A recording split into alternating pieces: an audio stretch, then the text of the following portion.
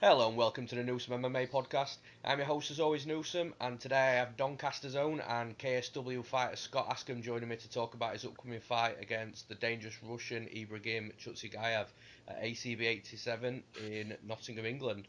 So first of all, Scott, I'd just like to say thanks for taking the time for talking to me today. I know you've not long landed back in Florida to start your camp over at American Top Team. So how's things going, mate? Yeah, it's all good. Yeah, I've just pretty much fallen straight back into my old schedule. So, I did have jet lag worst I've had this time. So, first couple of days were a bit rough, but yeah, I feel good again now. Awesome. So before you get into your upcoming fight, though, I'd just like to say congrats on the huge win in your last fight, making your KSW debut in the backyard of one of the best Polish fighters in the world. So I mean, I'm not sure how many people would have really heard of Michel Matilla outside of hardcore MMA fans and obviously Polish MMA fans, but the dude's absolutely legit. And you know, you went in that cage and finished him in under 90 seconds, so it was massively impressive, man. Thank you. Yeah, appreciate it. He's like fifth biggest sports star in Poland. Like he's a massive name in Poland. He's pretty well known for MMA guys all around Europe. So, he's fought big world known names like Kendall Grove, Jay Silver. He's been around. He's fought a good guy. So yeah, massive scalp for me. It was a victory that I always thought I would get. But obviously getting that quick, it was just all that bit sweeter. Yeah, absolutely, man. Cashed my two to dog underdog bet. Yeah, I was quite shocked at betting lines to be honest with you. I don't mind being underdog, but being that much underdog, I thought I had to prove my point. Definitely. But what was the atmosphere like then exactly? Because obviously KSW was gaining like a solid reputation for putting on awesome shows, immense production value as well. So what were it like to step in there and just feel like the Polish Yeah, atmosphere? the the atmosphere was amazing. I've never experienced anything like it in my life. That opening ceremony was just unbelievable. Like all lights off people's phones that are videoing it shining towards you. It was just like a concert. Music that were good. The introduction by the MC where he calls us gladiators, warriors, and then they go to each fighter personally. Yeah, it was all intense, and I loved every minute of it. When they introduced me, I expected a lot of boos. If that were England and they introducing Matilda, everybody would have booed. Yeah. I don't really like booing, but that's our culture. That's what people do. Um, but yeah, nobody booed. They all clapped. I didn't get a loud reception, but I did like I said I didn't get any boos. So um, the fans were great. It was a great experience. Everything. I honestly can't say anything wrong about the event. I loved every minute. The after party, the event, the way the fight went. Uh, it, all amazing. Loved it. Awesome. Um, so I'm sure you're keen to clear this up for MMA fans. So, with you signing a multi-fight deal with the huge Polish MMA promotion KSW and then making your debut in your last fight, so how's this fight come about? Fighting back in ACB, you know, did they approach you? Did you approach them? And what did KSW Uh, have to say about yeah. you taking another fight? Well, I messaged my manager because my contract with KSW is a non-exclusive contract. Okay. So that means that I can fight outside the promotion as long as it's not in Poland or conflicts with anything that like say it were like weeks before one of their events and they had me planning to fight on it. As long as it doesn't conflict anything like that, I can fight outside the promotion. Right. Okay. Um, so I messaged my manager and because I heard about the event on May 19th, so I messaged saying it's in Nottingham. That'd be a good show for me to get on. And my manager messaged back saying basically that he's already heard something. We're gonna wait. This will be before the fight, before my Matilda fight. He says Right. he already heard something. He's already heard something. He was gonna let me get this fight out of the way first, and then approach me. So it turns out that they were looking towards me fighting Thiago. Well, Thiago Silva. Is it Oh Thiago shit. Silva? Okay. The but he lost in Brazil. Yeah. So obviously that wasn't the fight. And then they came back with this guy, and that's where we're at. Cool. So for this upcoming fight, your management team, Heavy Duty, they offer all their fighters the opportunity to undertake the exclusive blood testing program by Primus Solutions, which, for anybody that's unsure, it basically just monitors your body during fight camp and the weight cut to put you in the very best physical shape for when you step inside that cage. So, is that something that you're going to be using this time around? Yeah. I've already used that. When I did my blood testing, everything was good. So I haven't actually changed anything supplement wise. I do keep on top of my supplements. I take my vitamin D and things like that. That's some things that a lot of fighters lacking. But yeah, everything's good. But they also help me with weight cut and they help me with post weighing. That's the big one. You see a lot of fighters that they'll put themselves through a 12-week camp, like eating like really good, like looking after the body, and then for whatever reason they'll get to the weigh-in and then eat whatever they want after the weigh-in, and it's absolutely crazy. It's like an extra 24, 36 hours. Why not just wait till after your fight to eat Yeah. what you want? Do you know what I mean? Like I see that as a little bit crazy. So it's great to have them on board, and I do literally whatever they tell me to eat post weigh-in. I stick to that, and like I'd love a Nando's after my weigh and get loads of medium sauce, but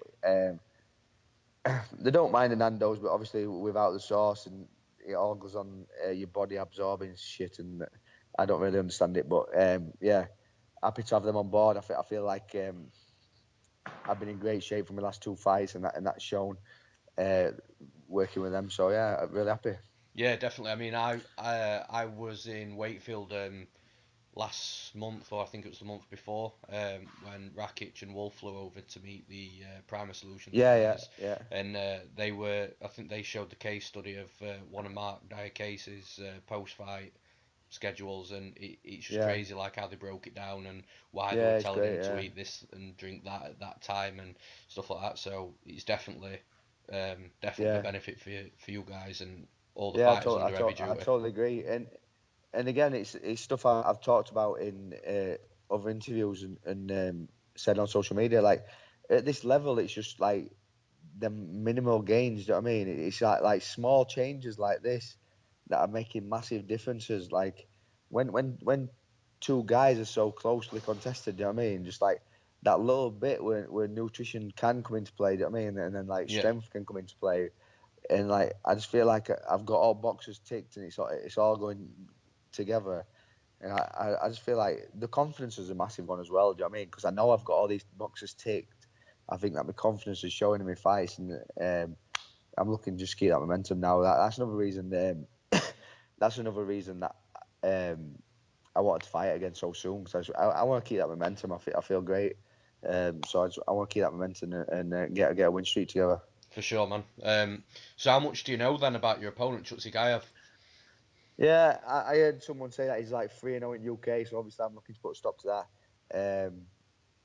He's 11-5. He's lost two by submission. Um, striker. Somebody put a little highlight reel on all his finishes. When you watch just the highlight reel, you can see I'm like the cleaner striker. The finishers, he's more like a overwhelm puncher. Like looks to overwhelm you. Comes in with like erratic strikes, things like that. So yeah, I feel in good position this fight. I'm not underestimating him. I'm going to be switched on for everything. But yeah, I, I'm feeling confident. Cool. I mean, anybody that knows me knows I love Russian fighters primarily just because of the combat sambo, freestyle wrestling, hand-to-hand combat, etc. So, they're always money trains, and I'm a gambler first and foremost. So, I like to win money. But even though I haven't jumped into tape study for this fight yet, the bits that I do know of Chutsi is primarily a striker rather than your Yeah, that's right. typical Yeah, Russian wrestler. So, with over half of his wins coming by knockout, he seems a little different than, again, your typical Russian fighter. So what ultimately are you expecting from him in yeah, this fight? yeah. Pretty much what you've said. Like you said, he is a striker. He's not really known for his wrestling. Um, that's where you've seen him come unstuck. I ain't watched all his fights, but I watched one of his one of his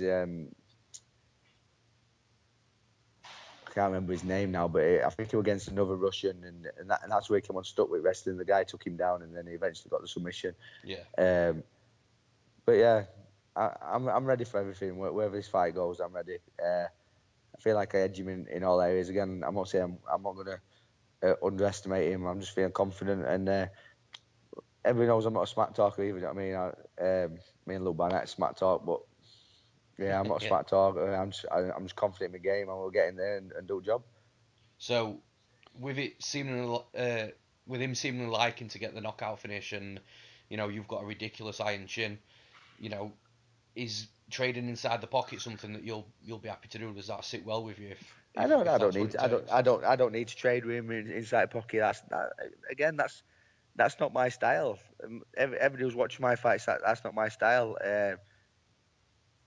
I'm looking to outwork him. I'm looking to land more shots, better shots, and like I say, I'm always looking for a finish. If that finish comes, I'll take it. But if not, I'm gonna land more strikes, the cleaner strikes, and the better strikes, and that's how the fight's gonna go down. If it comes in sloppy and the opportunity for a takedown comes, I'll even take the takedown.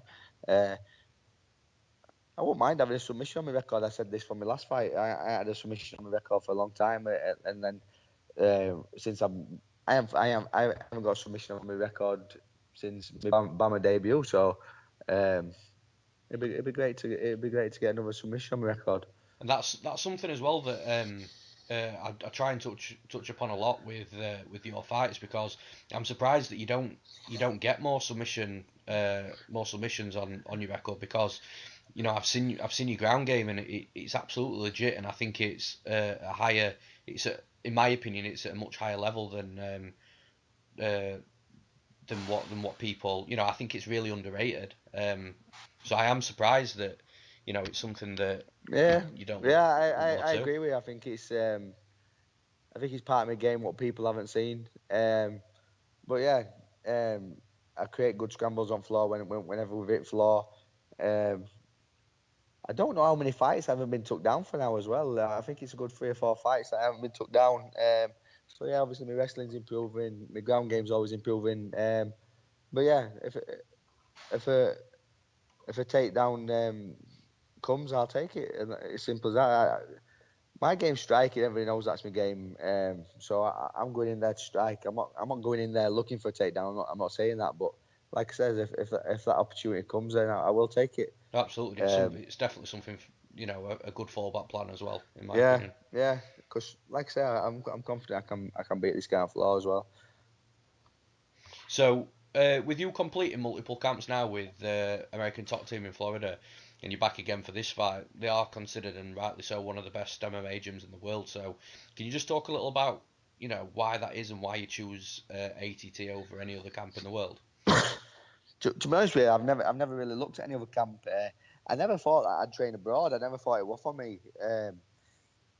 Mark DeCasey told me that he will move into American Top Team December last year, and I will between moving gyms and trying to find another gym in England, and it wasn't really working. It was either too far away, and Mark said to me, "Look, just get a try. At least you can say that you've tried." I mean, 'cause I never thought I had a young kid at home and my missus were pregnant. You know what I mean? I just thought never training away wouldn't be for me and all things like that. But I gave it a go. We both went out together in January, um,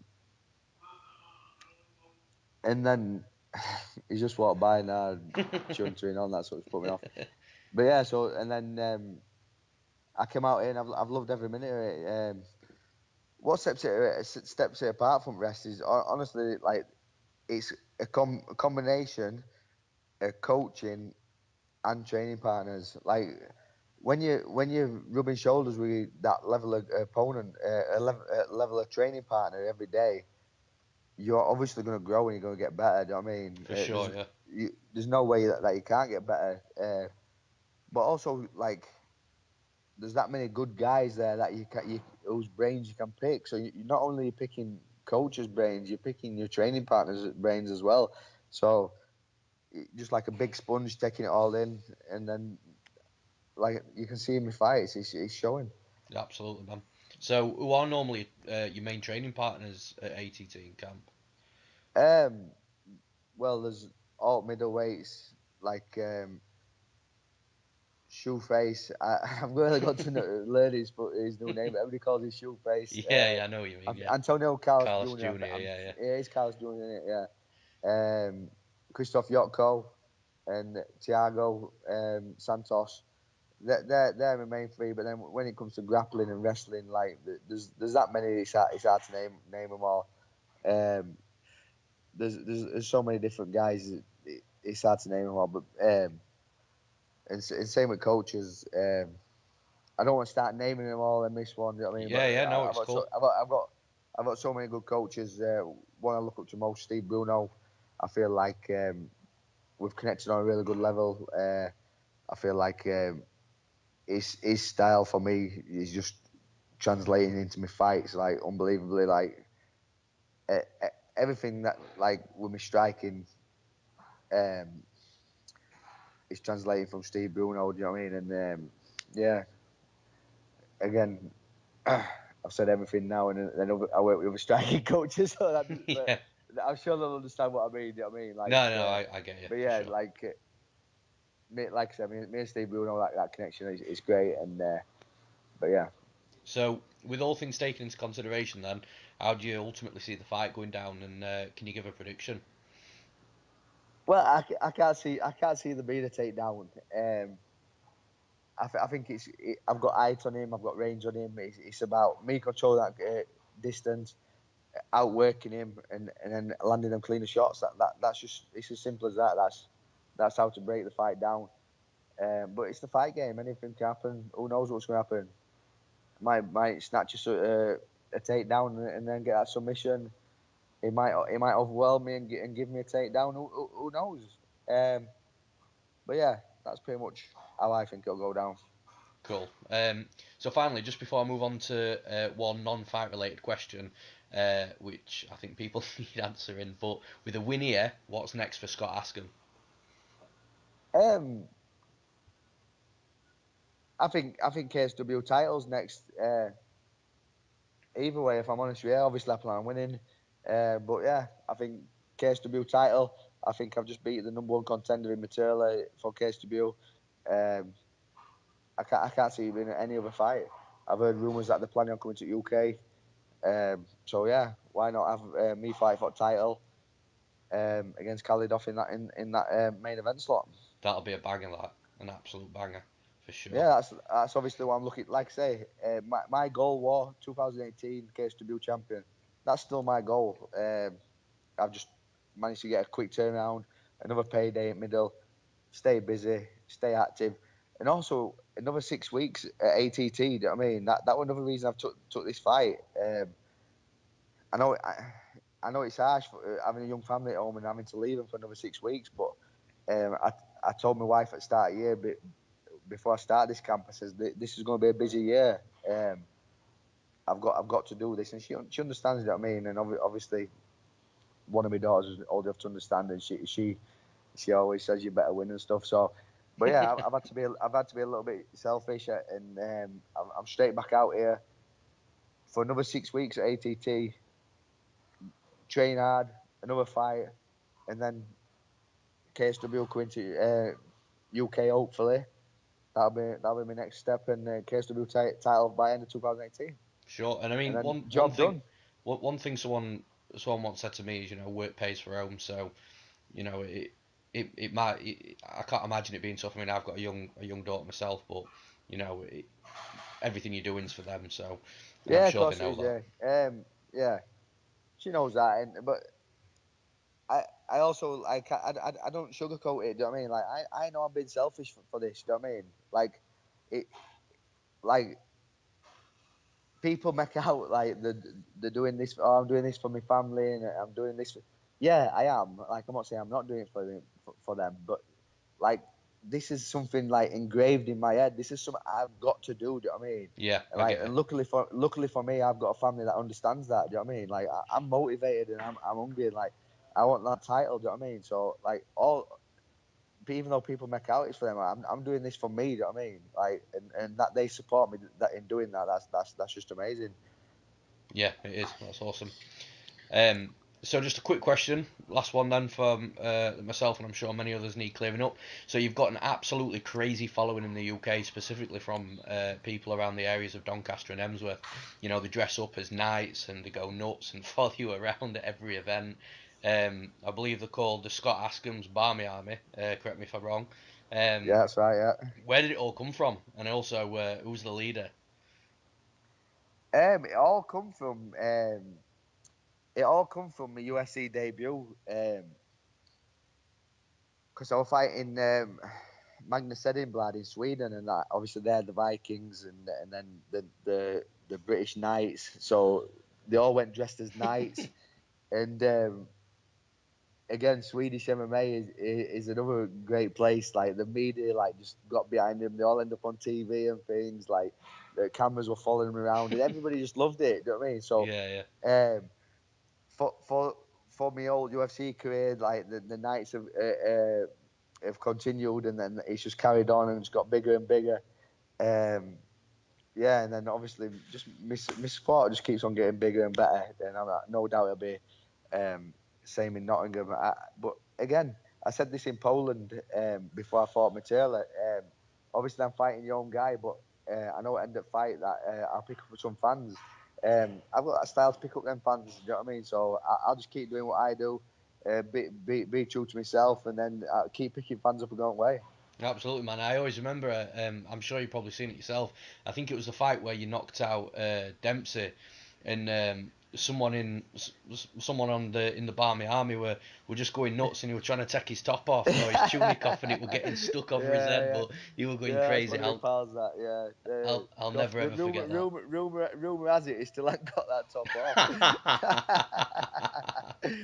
Yeah, Oh man. that's crafty. That he's one of my pals. He was going nuts, but yeah, that's what it's all about. Them moments like that. I love stuff like that, and everybody always makes a weekend of it. They always go away, like they're at weigh-ins, and then they come to fights. It's great, and obviously seeing ACB in Sheffield, like that atmosphere there was just absolutely crazy. So it's literally in Nottingham compared to Sheffield, it's literally like 10, 15 minutes more from where I live. So it's not a massive difference more. So I'm sure I'll have that same big following. Yeah, I think you will as well. So, well, that's all she wrote, Scott. So, I'm just going to give you a chance now just to shout out anybody you need to, family, friends, sponsors, coaches, fighters, anything really. So, the floor's all yours, mate. Yeah, nice one. Thank you. Obviously, all my sponsors who support me, my wife back home with my kids, everybody at American Top Team, my coaches back home. Yeah, just thank you all, and we'll get that win May 19th. Awesome. And just from my point of view, if anybody's watching this on YouTube, like, subscribe, comment, it all helps, develop the channel.